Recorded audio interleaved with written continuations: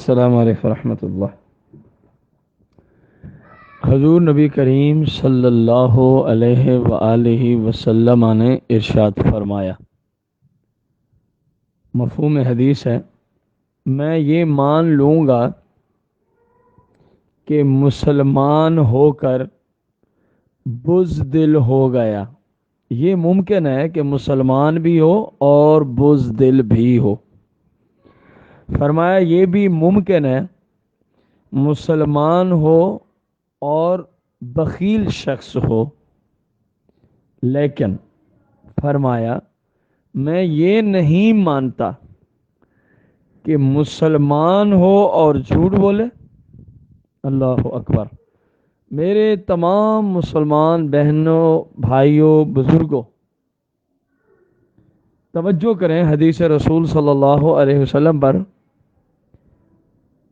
کل 1 اپریل ہے اور لوگ جان بوجھ کے جھوٹ بولیں گے۔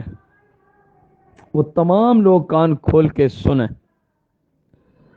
فرمایا کہ مسلمان ہو اور جھوٹ بولے، ہمارے آقا مولا صلی اللہ علیہ وسلم فرما رہے ہیں میں اس بات کو سرے سے نہیں مانتا۔ تو جس بات کے بارے میں آقا دو جہاں صلی اللہ علیہ وسلم فرمائیں کہ میں اس کو مانتا ہی نہیں ہوں، اور ہم بھائیوں اور بہنوں جان بوجھ کے جھوٹ بولیں، یہود و نصارہ کے غلیظ کلچر کو اپناتے ہوئے، یورپ کے نہایت ہی گندے کلچر اور نہایت ہی گندی ثقافت کو اپناتے ہوئے، ہمارے آقا مولا صلی اللہ علیہ وسلم نے بنیاد ہی یہاں رکھی ہے کہ مسلمان کا جھوٹ سے کوئی تعلق نہیں ہے۔ فرمایا میں مانتا ہی نہیں ہوں کہ مسلمان بھی جھوٹ بولتا ہے، اور ہم جان بوجھ کر پلان تیار کرتے ہیں جھوٹ کے لیے۔ ذرا سوچیں کہ اس سے کیا ہوگا، ایک لمحے کے لیے سوچئے گا۔ اللہ ناراض ہوگا، اللہ کا رسول ناراض ہوگا، آپ کے کھاتے میں کبیرہ گناہ لکھا جائے گا۔ کبیرہ گناہ، یاد رکھیں، جھوٹ کبیرہ گناہوں میں سے، اور اللہ تعالیٰ معاف فرمائے، اللہ معاف فرمائے۔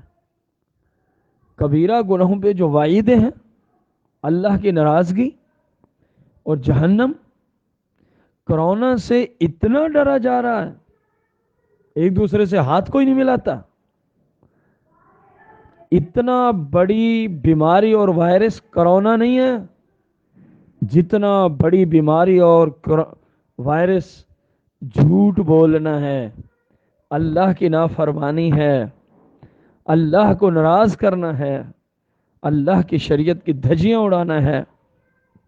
خدا را میرے بھائیوں بہنوں، جہاں تک یہ پیغام میں حق پہنچے اس پہ عمل کریں، خود بھی جھوٹ سے بچیں، دوسروں تک پہنچائیں، وہ بھی جھوٹ سے بچیں۔ اللہ تعالیٰ میرے تمام مسلمان بھائیوں اور بہنوں کو ہمیشہ جھوٹ سے محفوظ فرمائے۔ آمین بجاہ النبی الکریم علیہ الصلوۃ والتسلیم۔